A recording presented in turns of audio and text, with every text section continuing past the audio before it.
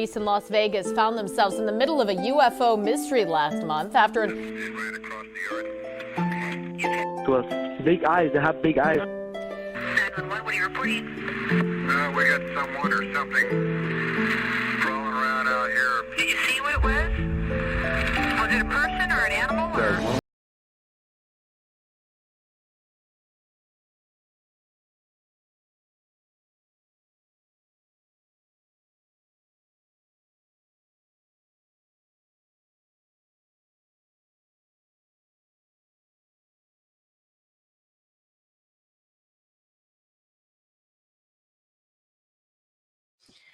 And welcome to another episode of the Mythical Legends podcast. Now, today we have a new story and a new name that has not come to light to me before. But before we get into our amazing guests, we have our co-host. So today's co-host is my dad, Craig Barnett. So I'm going to bring him on. Hi, I'm Craig. back! How are you? I'm back! Yay! It's been ages since I've done one of these. I would like to say to everyone, I'm only doing this as a favour to Daniel because he did actually tidy his room. Some other people on the chat will know what that's about. But yeah, I haven't been on one of these for ages. It's you got more chance of getting Bigfoot on one of these than me sometimes, isn't it? Yeah, and I will totally agree with that. So, I'm very very interested about today's story we got. We got probably a story that I've never heard before. Anything you'd like to say before we bring our guest on? No, I mean, this is one of the reasons I want to come onto this one particularly is because, you know, it's something that's kind of brand new and it's not the wording that we've heard before when it's describing the encounter. It's someone that we haven't heard of a lot, and also it's in this country as well, which is obviously totally fascinating for us.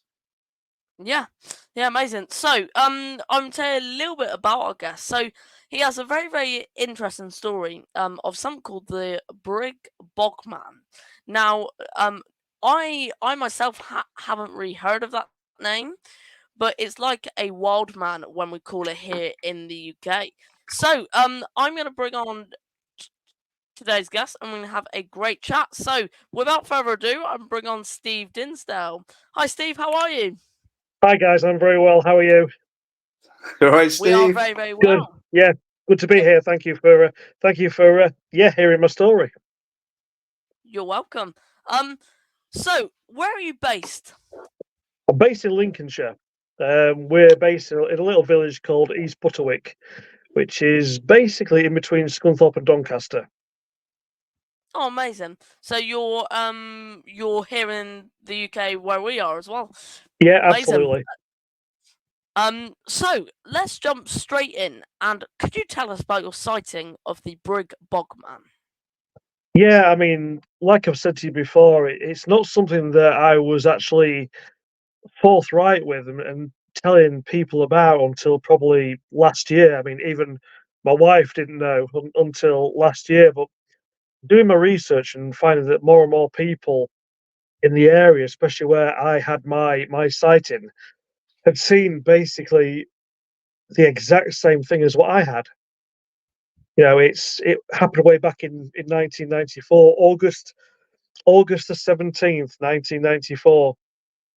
I was a mobile DJ at the time. We were working out at a place called Hibblestow, which is it's quite near Brigg in Lincolnshire.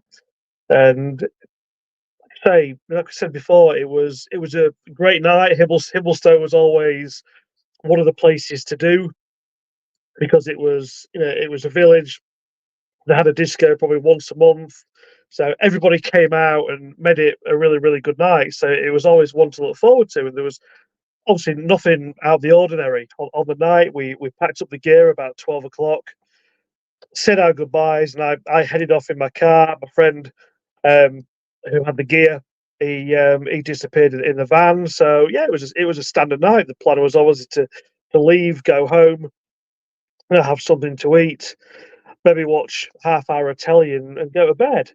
But as soon as I left Hibblestow, and the road from Hibblestow goes to a place called Scorby, and there's a cement work at Scorby, and there's like a bridge, and I remember vividly to this day that came over the bridge, and literally about 20 seconds later, I saw something in the road.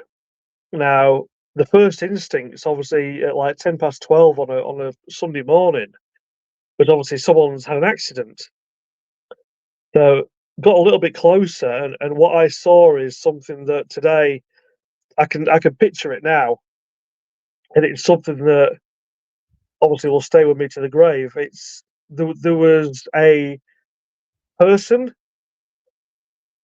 a wild man, a bog man, whatever I want to call it, in my headlights, um, covered in fur, bent down in the middle of the road. It was picking something up, so I'm gathering it was maybe something that had been run over on the road. As soon as my headlights hit it, it picked it up, whatever was on the road, and went from left to right. Now, the movement, I would say, to this day, wasn't what I would say a human was. It was very, very fluid in its moments, in its movements, and very, very not stiff. It was like a fluid movement. It went left to right and disappeared down into. I'm gathering that there was like a little dip as you head into the undergrowth. Um, it would definitely wasn't, 8 or 9 feet tall. Definitely not. I'm probably saying at a push it was maybe 6.5, 7 foot tops, but it was just the bulk. I've always described the bulk as a weightlifter or a bodybuilder. It was massive, as I mean, massive thighs, massive shoulders, and massive, biceps and tops of the arm, but also covered in matted fur and straw. Now, as I went past it, obviously looking in the right hand side of my car, it was disappearing into the undergrowth. And I know that the undergrowth like dips probably 2 or 3 feet, and it disappeared into there because the head and shoulders went down. But as I went past it, obviously my brake lights were on because I'd obviously slowed down from probably 40, 50 miles an hour to 15, 20. And I caught what was the left hand side of this thing's face. And it kind of looked back, and what I would 100% describe as the face wasn't the face of a standard human. It was we say a Neanderthal face where the nose and mouth there's a bigger gap, but it was like I say it was the bulk, but the face had a gleam and a shine to it. I couldn't see any ears, Mm, but I could see the matted fur or hair on the body. mm, Like I say, it was matted with like straw and grass. So maybe it had been obviously sleeping at the time. Um, with it being the middle of summer, it was very, very warm. So the window was down in my car, and I remember the sound was like a whoop whoop whoop whoop sound as it disappeared. wow. Um, but like I say, as soon as I went past it, I could see the side of the face and the fur, and for me that was it. I was out of there. I'd gone.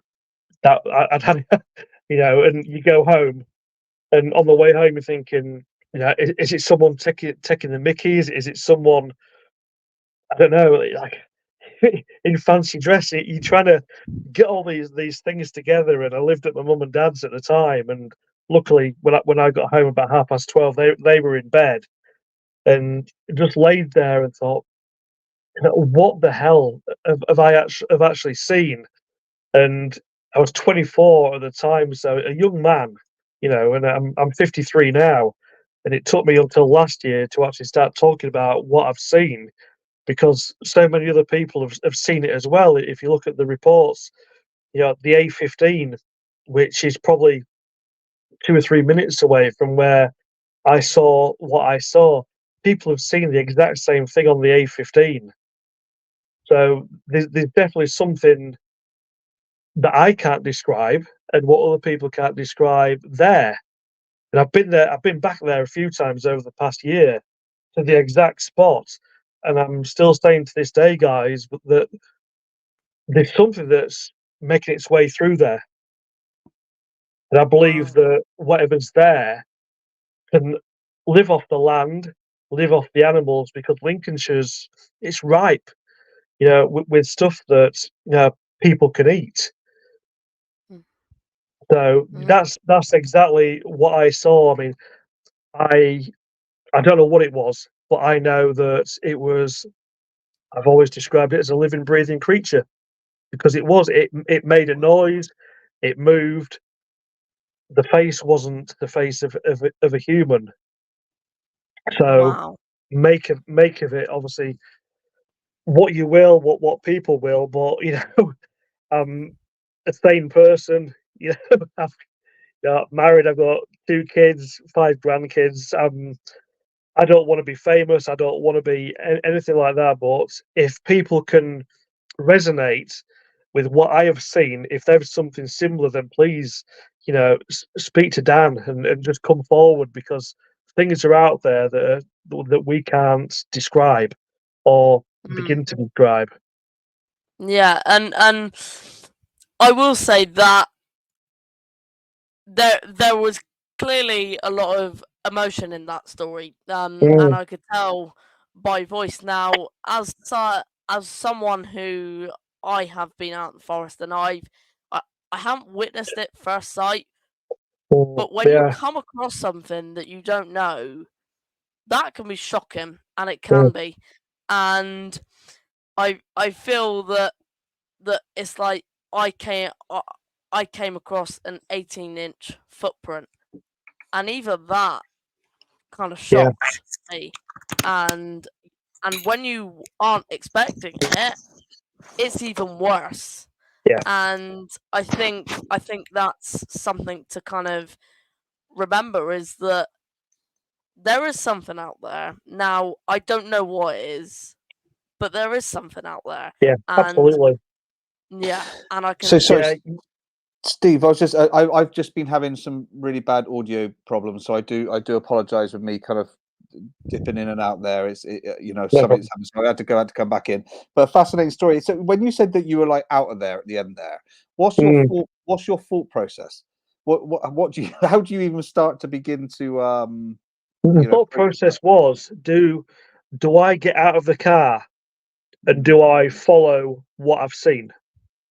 mm, mm, That was the first thing. The other thought process is whatever it was. I've never ever at the time seen anything like it before. Now, whether that thing is gonna hurt me, I mm, don't know. But it was obviously on a mission because it was picking something up from the road. mm, So would I want to get in between that? The size, height wise, isn't an issue.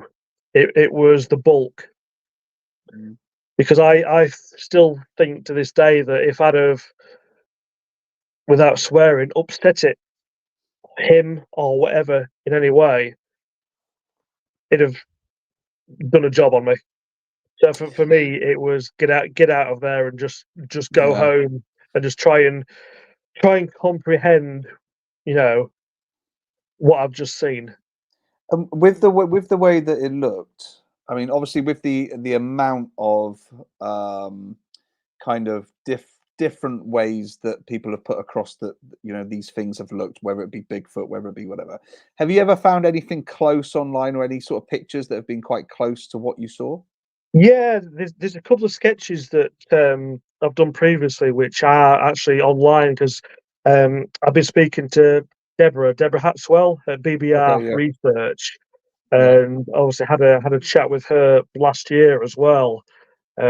She's been absolutely fantastic, and she's been the one that's actually pushed forward for me to actually speak to people about it, because other people, I'm at the stage I think now where I've accepted what I've seen, although I'm not 100% sure what I've seen. But Mm.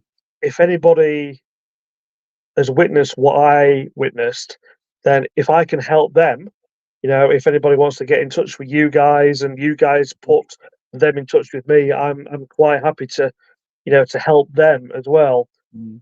Try and And grasp and what they've seen.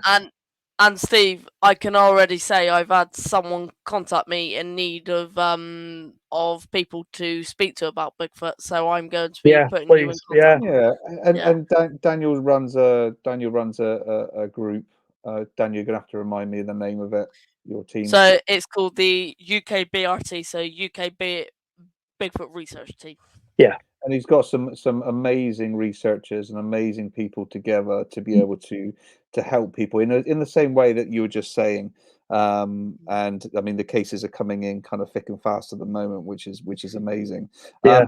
But so you've the sketches that you did, or were those sketches that you did, or was it sketches that someone else did for you, or was it I've, someone? I've done some sketches myself, but Okay. also I've taken some online.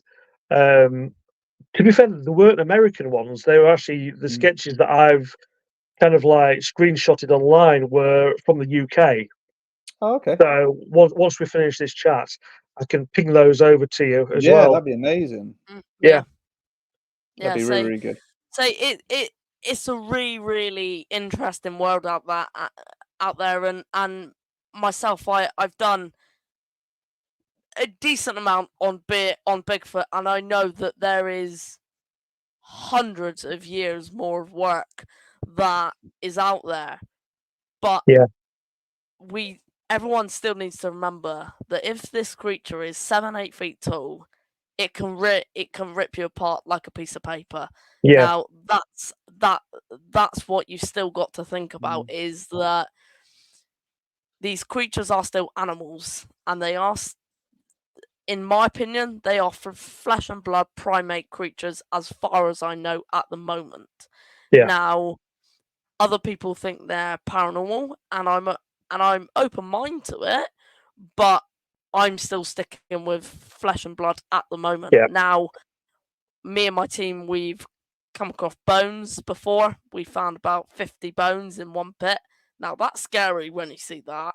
yeah. And I think when you start to link all this together, it could possibly kind of come out with something. And I think that's the interesting thing about it. Yeah, So, absolutely. Yeah, Steve, I mean, obviously, you said you gained some support. You reached out to some people, which is yeah. fantastic, which has given you the bit of, um, It's gonna be not that you need it. the confidence, Yeah, really. Yeah. confidence. I say you don't really need justification to be able to do it. But now that you've come through that, how are you finding it?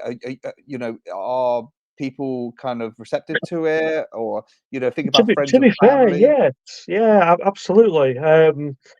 I've been back to the location quite a few times Mm, over the past year, and like I say, I've taken a couple of people with me, mm, who's interested in the field. Just local people and mm, people who I've spoken to, and they're receptive to what my story is. Really, mm. I mean, like I say, it's no sane person, for any kind of gain would make up something like that. I mean, Yeah, what I saw, I mean, I can still see myself in my little Nova car in 1994.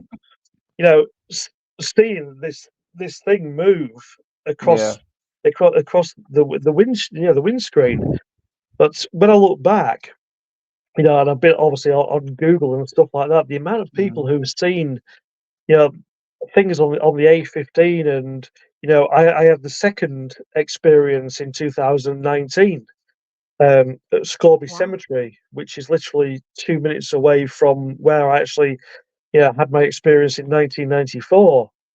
So wow, there's definitely something in the mm. area that's using you know the If you sorry, Steve, if you just remind me where you're from again? well, I live in East Butterwick, but this obviously happened in Brigg and Scorby.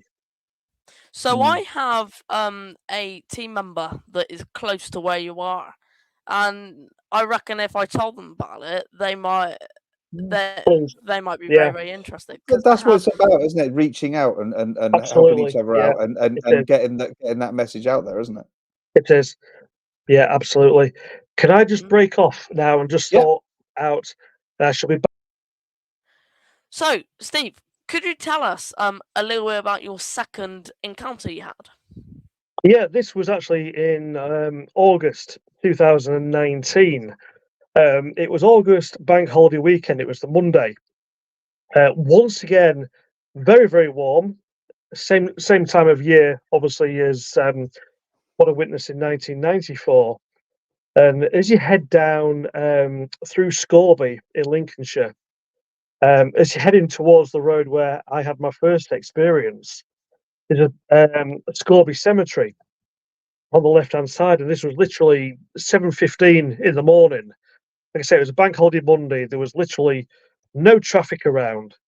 Very very warm again, and this time on the left hand side, what I saw, or I think I saw, was a figure, a very very dark, and I'm going to say this was tall, maybe 8 or 9 foot in the cemetery, and it was moving up as I was coming down the road. It was coming up in the cemetery. So I'm like, this really, your mind goes back and you think it's this really can't be happening again. Um, so it's walking up through the cemetery, and there's like a big brick building in the middle of the cemetery, and this thing went behind the building as and I'm driving down. I'm like, right, okay. So I stopped the car, got out, and it was, I'm gonna say, guys, it was deathly quiet. Usually August time, you're gonna get birds chirping and flying. There was none of that. And I know it maybe sounds like a little bit of a cliche, but as soon as I got out of the car, all I could hear was the engine and my radio. So turn the radio off. I remember getting out of the car, shutting the door, but not so that it clicked. I remember shutting it and leaving it probably a good 5 or 6 inches open. Now, this building is literally 30, 40 foot away from me. I remember getting out of the car, put my hand on the bonnet, and I waited. Because I thought, if this thing has gone behind this building, it's going to come out the other side. Yeah. Well, it didn't. And I waited and waited, probably 30, 40 seconds. Now, once again, your mind races, and do I go in there or what? So I thought, no. I got back in the car, but as I looked and drove away, it's not the ideal thing to do, but I'm kind of like looking everywhere, to see if this thing was still there, and I couldn't see. I couldn't see behind the building. So whether it had seen me and gone behind the building and was staying there, which is a logical explanation. Anything else, I'm not sure, but it definitely went one side of the building and didn't come out the other side. But it wasn't dark. It was bright sunshine. It was very, very warm, very, very hot. And yeah, that was it. But it was much bigger than what I witnessed in 1994, which takes me back to a witness who was interviewed, I think, last year in another group, that they saw a figure 8 or 9 foot just off the A15, which is literally 2 or 3 minutes away from where I've had my experiences. Wow. So And those, and I will say, where these creatures, I've never heard of a case where they've been scared of of of the person.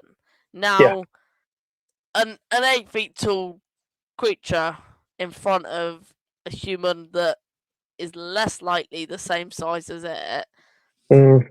you go kind of right. So now I'm not, again, I'm not the biggest fan on the paranormal side, but a lot of people have witnessed it disappearing in front of their eyes. Now, I But also, I think that if you know, I totally get what you're saying, Daniel. But if we take a very very ferocious dog or a very very ferocious bear, you know, a lot of the time, and I'm not an expert in this, but a lot of the time they attack out of kind of the scare, you know, being scared, don't they? They, you know, it's being that uncertain. Now the thing is, if Steve kept well back, he could be, you know, whatever this creature is, could be intimidated because he doesn't know his size, does he? You know, if you think about the animal kingdom and the littlest, you Yeah. know, animal can kill the biggest animal depending on what it is. So it could be coming back. But imagine if Steve had walked forward or gone around the side of the building to try and have a look, then it would attack because the fact it's been into a corner, isn't it? So there's lots of different ways we can look at that. Just because they're big, it doesn't mean that they're not Yeah, scared. Yeah.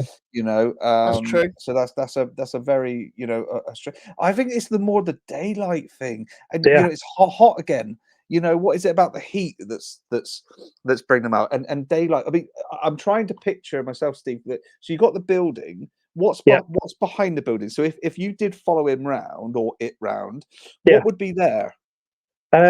There's literally, I think, behind the building, there's probably another 20, 30 foot of just grass. And then Okay. there's just trees. It looks like the So it's on whole the edge of cemetery. is it on the edge of a forest or edge of a park? No, No. there's basically flat fields around the cemetery. But around the cemetery, obviously, the one side is the road, and the other three sides, the two smaller sides and the back side, is basically trees. Right. But you know, there is, there's Twigmore Woods. There's the woods up at Barnaby Top. There's so many woods that are near it. You know, there's a lot of high trees as well, which are good vantage points as well. Because I've kind of looked into this over the past year. I'm sure you You know, have. when I If passed I'd I seen would. that, I wouldn't be able to think of Yeah. I anything would, else, yeah. to be honest with you, mate. But I think as well, what I've kind of like noticed is a lot of people seem to focus on the ground, and I've said it before, which is great, obviously for your footprints and your bones and stuff like that. But what's going on up there? You know, in trees and stuff like that. You know, do we need to concentrate when we go out more looking up rather than looking down? You That's a good are, point. and you are 110% right there, Steve, because I've been given that info myself. Now it's, but one thing that really interests me is there's been a few cases, and it's actually only here in the UK, where you've had people seen and swear to God that they've seen what they've seen. Now, there's not a lot of forest around here. Now, I spoke to some of the big scientists in Bigfoot, and they've said, well, why has no one considered, do they need a lot of forests to live? If they live in singles, do they need that much of forest to kind of live? Now, judged on other people's research and my research, and obviously other people's encounters, it suggests that they don't. Now, obviously, we look at America and go, well, look at how the vastness in America. You go, well, there's obviously something in there because you got just millions of miles of forest. Yeah. Now, what's to say that we have maybe a pack of Bigfoot or Wildman or whatever you want to call them here in the UK, spread it about, and like salmon and like all Yeah. fish, animals, they go together to mate. They have a place where they return to each year. Who who says that Bigfoot's not doing that? Who Exactly. says that Yeah. these creatures aren't? Now, go on. No, I was just going to say it'd be really interesting the next time you interview Dr. Jeffrey Meldrum to kind of put that to him, you know, and you know you've done a couple of interviews with him, Daniel, and they've been fascinating. But it's like also now it's like we want to gain everyone's, encounters, opinions, and like yourself, Steve. And it's like we want to go back to him now and go, now explain this. What do you think Yeah. about this? What tell us what your thoughts are, because your story is very different, I feel, to a lot of the other Yep. stories we've heard. And that's fascinating because the fact that it gives a new light to it. So I'm really pleased that you're kind of at that point where you're able to talk about it and Yeah. spread, and talk about, because we're learning more and more things every day, aren't we? Yeah, Oh, absolutely. yeah. And to have, oh my God, I would have, oh, I can't swear, can I? I would be so scared if I was in that situation. And it's obviously for you life changing, isn't it? It was, yeah. I mean, to keep it quiet, I mean, I quite literally met my wife 3 weeks after I had my first encounter in 1994. You know, Right. she never heard about it until last year, until actually, Oh, you know, okay. it was, and she's been really good, and obviously, she's my wife. She's my partner, and I'm not going to lie to her. No, I know what you mean. And Yeah. vice versa. And if she Yeah. thought that I was making it up, and Yeah. the woman that she is, she would blooming tell me that, Steve, stop being a bloody idiot. But I think And she knows. You know your partners over the years, yeah, and yeah. you know how you are, and she knows what I witnessed and how it Mm. kind of like changed my perception of life and who what else is out there. And this is the thing with Daniel's event he did recently down here. He did like a UK convention and Yeah, had a lot of people down. And it was, at one point I just stood in there going, we've given, or Daniel has given these people a place to talk. And yeah, it was really nice to see people meet each other for the first time, but they've got one similar kind of encounter or one similar, things to talk about that's always been a bit taboo. There's yeah, always been a bit kind of Mm. like, well, you can't say that. Now, the thing is, like I said, the amount of people that Daniel has interviewed, from world-renowned scientists to plumbers and builders, the one thing that the kind of that keeps everyone going is they've got a story. yeah, And these stories are getting more and more and more, and it's incredible actually how many people have had an encounter. yeah. I mean, what Mm. gain is it? What gain is it for No. me? To just say this, Yeah, and and then, if you think if you think how you felt for all those years to the point that you wouldn't even want to tell her, think how many people there are out there at the moment that have had yeah, encounters but aren't saying anything. yeah, and absolutely, and that is my priority goal. Now, as a team, and me myself, is the more people we can get on this case, the more people that will bring in the encounters, the more evidence we're going to have, which yeah, means it will lead to the final answer. Now, I'm on a certain case that is actually came through to me last night that is possibly groundbreaking. Now, she didn't tell anyone for 20 years, mm, but Mm. when she heard about what I was doing, she messaged me immediately and went, "Right, I found this." yeah. Now, it's stuff that you just go, and even myself, I've tried to debunk my own work because Mm. I don't know if you're aware of the eDNA that I found. I've heard it. Yeah, I looked obviously on your page and heard about it. Yeah, Yeah.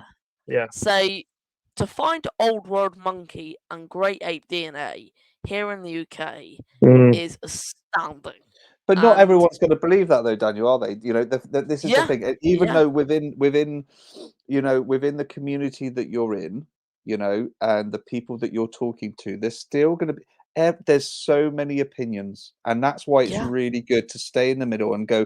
Let's get some opinions from people. Let's hear their story. Let's get that yeah, information out there, because there might be someone who, for example, might say, well, there's no such thing as a Bigfoot in the UK, but then there might be someone who's had a very, very similar experience to Steve. It might be Yeah. that someone actually was on the other end of those trees and saw the exactly same thing on exactly the same Yeah. day. We don't know. Yeah. You know, Yeah. Steve's done a drawing that possibly could be groundbreaking or have an experience that's groundbreaking because it might be the first time this type of species of Bigfoot or whatever we're going to say it is, it Yeah. might And be the that first comes time. up, and that comes up a lot. And I've actually started to think about it more. And it's like with Steve's encounter, it's different to the rest. Now, I think of Bigfoot as like human. We have different colours of human. So we found different colour hairs. Yeah. Of Bigfoot. So I go, who's to say that we don't have different types of Bigfoot like you saw? Maybe there's Exactly. two Yeah. different types in the UK. Who knows? It's something that people like yourself, Steve, that do need to come forward and say the stuff, because it's the people that are gonna know, and hopefully the more people do, the better the evidence Yeah. that's gonna come. I hope. 100% agree. Yeah. So is that the two? That's the two encounters that you've had. Then you haven't had Those are the anything two. else past that. Yeah. No, Yeah. nothing else. I mean, like I say, I've been back quite a few times over the past year, passing it, and I've got out of my car and had a look. But I 100% still believe it's been used. Where I first had the Yeah. experience in 1994, because there's everything there. There's obviously there's the dip, there's the river, you know, there's berries, there's everything that, you know, a forager, you know, would need to survive. You know, there's the River Trent flows down, and there's the River Ouse, which like flows from like Scorby to Brigg, and down to the, you know, to the up like Twigmore Woods, where people have experienced as well. So I think wherever the river is, there seems to be a lot of people who's had sightings as well. So So I know when you say you go back, but do you go back researching? Do you actually have you looked for actual footprints? Have you looked for nests? I've looked for footprints, but never actually seen footprints. I mean, you know, I'm a rank amateur. You know, I saw what I saw, and I've gone back, Yeah. you know, and had a look. But like I say, you know, it's not about looking at the ground. It's looking Right, up yeah. as well, and Yeah. there's everything there that, you know, a person could use. You know, not just a human, but an animal. And I think that Wow. the Yeah. paranormal thing. I mean, I've watched, yeah, Expedition Bigfoot and stuff like that, and this cloaking and stuff like that. I don't believe that. What I saw had muscle. You know, I don't believe that it could cloak and disappear, because it had muscle definition. It had different coloured fur. The fur moved. The muscles moved. Everything that I saw. You know, if there was a 6.5 foot man in front of me with no clothes on, you know, and he moved, I would say he looks like that. You know, the Wow. muscles and everything. I know that this wasn't an hallucination. It wasn't anything paranormal. This made a sound. It made a noise. It made a noise when it moved. It made a noise when it disappeared into the undergrowth. So, you know, hand on heart, I know that this isn't any kind of And when you paranormal talk about thing. when you talk about muscles and Mm, definition and stuff like that, it kind of goes back to the Patterson Gimlin tape. Now I'm yeah. sure, because Patterson Gimlin is Daniel's favourite subject, he's probably got a question for you on Patterson Gimlin. Yeah. Yeah, we'll do now. Is it Steve, what is your opinion on the Patterson Gimlin film? I think it is 100% not human. I think it is 100% a Bigfoot. It Yeah, cannot be and faked. It cannot be faked. I mean, look at the work that people like M.K. Davis and Thinker Thunker's done on the film. And MK Davis has done so much work that I think it's an obsession for him. But look at Yeah. the little things that are still being found. 50 years on, the muscles move. That I think Patty does have something probably in her left hand as well. But like we say, Bill Munns, the makeup artist, he's done so much work on it as well, trying to replicate a kind of suit in 2014, 2015 that can't be replicated. This was 1967. And I I've spoken to Bill about it, and his thing Did you is interview him, Daniel? Did you do I a did, podcast yeah. interview? You Yeah, didn't. I Oh, did. okay, cool. Yeah. And what he says was exactly what you just said, Steve. Yeah. And there's 3 points that I always bring up that gets me is the foot, the way that the foot moves. Yeah. Number 2 is the back, where you got that black spot on the back. Yeah. And number 3 is back in those times, if it was a costume, they would make it as a big muscle man, and they wouldn't Mm, do it as a female and put breasts on that costume because exactly. you wouldn't. So that Yeah, it doesn't points to seem as me. frightening, does it? It doesn't seem as frightening if it's that. But but like you were talking about the muscle side of it, and like Steve's encounter, Mm, how back in those days, how do you even in film industries now they can't get that right. yeah. How do Well, you make it look that realistic when it comes to you can see the muscle movement? And like you said, your encounter, Steve, that's one of the first things you came up with. It's a muscle. yeah. It's I Yeah. can see this moving. Now See, yeah. it would cost you so much in money and time to be able to Yeah. produce that now, let alone In the let 60s. alone back Yeah. then. Yeah, it's insane. Exactly. Yeah. Yeah. It's still a fascinating piece of film, and I think it's got more to give.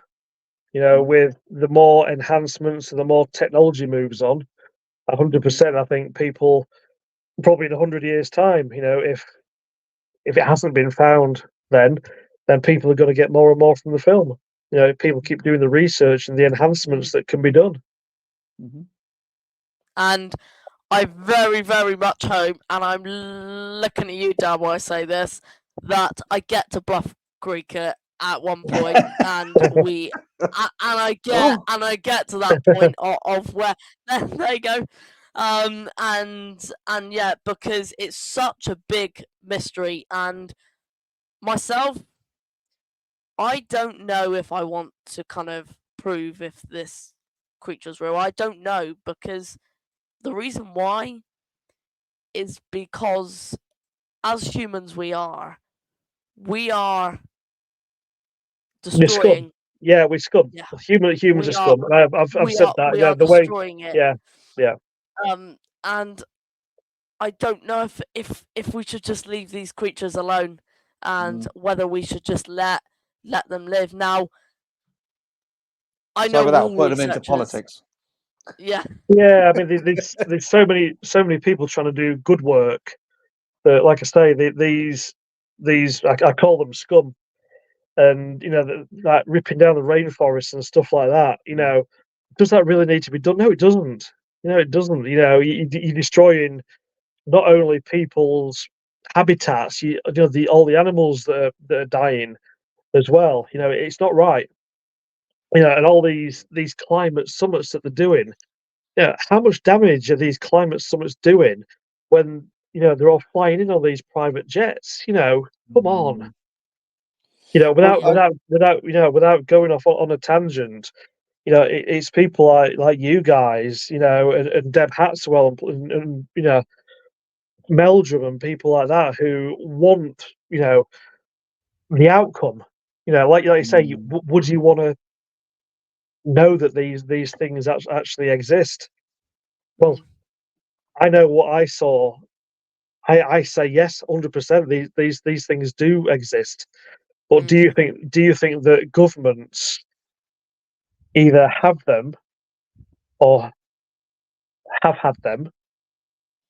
Yeah. Mhm. I agree with that, Steve, because the government, in my opinion, know more than we do, and there's been proof to kind Yeah. of say, and what the government can't control, they will hide from everyone. Yeah. And I think that's what other people think, that the government are fine and they're not doing anything. In my opinion, yeah, What, and I think in loads of other people's opinions. if I can ask you a question as well, what do you think of these programs like Expedition Bigfoot? So now it's hot. Right? Can I intercept? You Is that you okay? can answer that question. Yeah. So, Steve, I'm not involved, and I've always been very open to any interviews that Daniel does and anyone that Daniel Yeah. meets. I'm not in this world. Okay, I'm not. I've never been interested. I've never been involved, but listening to people's stories has been amazing. And there is and I believe in people, and I believe in everyone having a voice and everyone having experience, which is fantastic. I used to wind Daniel up quite a lot when it came to Expedition Bigfoot. All right. So, oh my God, it's another one this week, and he used to get really annoyed at me, and rightly so. The thing is, the one thing is, yes, it's got to be done for entertainment. Yeah. Because, and this was my thing to Daniel when he first started saying about doing a podcast, getting his belief out there. And one of the things I said to Daniel, and he will remember this, I said that you don't ever give money for someone's story. Okay. Yeah. Because Yeah. the thing is, if people start doing it for that, then it gives a bit of it's a bit dubious, isn't it? Yeah. There's a reason for them doing it. And Yeah. I was trying to get across to Daniel that the fact that this is a TV program. Now I've never seen an episode, but I know the format, right? Yeah. And I always compare it to me. I'm a musician, and when X Factor was out, all the musicians hated it. Yeah. Now, my view on it is, yes, I see what they mean, but it's getting kids involved in music, because when they were Yeah. going into school, they would know who won on X Factor, the songs that they sang. When it was Rock Week, they heard about AC/DC and Led Zeppelin. Yeah. It was, to me, it does good, but as long as the people watching it know that that's not the end all and be all. Entertainment, yeah. Exactly. So there's Yeah. an entertainment point of it. So Daniel has always it got him involved in it. Yeah. It got him interested, and now look where he is. So Exactly. Yeah. so it has its good points, but I'm really pleased that Daniel knows that there is a Oh, yeah. massive amount of production behind it. There's a massive amount of money gone Yeah. into it. Mm. Awesome. Yeah. Good answer. Yeah. Yeah. But Steve, I'll tell you what, Steve, I'm really pleased we got to chat today, because I know it's been a bit of a, me too. our calendars never really matched up. If it'll be, I would love to have you back on if Daniel's all right, so we can catch up with Yeah. you Oh, again yeah. to see Yeah. where we Yeah. are further Yeah. on down the Yeah. road. And Yeah, can I just say as well, definitely. Yeah. if you do a convention as well next Yeah. year, then I have absolutely no issue at all. So, mate, yeah. Coming down and having a chat with people as well. Like you say, That'd be amazing. if people have had the experience that what I have, please put them in touch. And if anybody wants to come out to where I had my experience, then absolutely, please, Say, get in touch. say, Steve, I will speak to my team member that's up there. I need to Yeah. confirm exactly who is nearest to you. And obviously we're doing other cases as well. But if I can get some to you, I will, mate. And I Perfect, will. yeah. And if you stay in contact, then Absolutely, yeah. then we can definitely keep going. And I'm sure, knowing Daniel, there's going to be another event at some point. Yeah. Yeah. So definitely. So yeah. So we would love to have you down and anything that I can, anything that I can help with, please let me know. Fascinating story, Steve. Honestly, it's been such a pleasure to talk to you. Pleasure. Amazing. So, if I say to everyone in the comments and everyone watching, if you guys wanted to ask Steve a question, or kind of have a chat to him, you are more than welcome to reach out to him individually, or you can go through us and we will get those questions over to you, or you can comment in the comments. But until then, guys, please don't forget to subscribe to our YouTube and our podcast. And guys, keep searching and stay mythical. Thank you so much, guys, and we shall see you soon.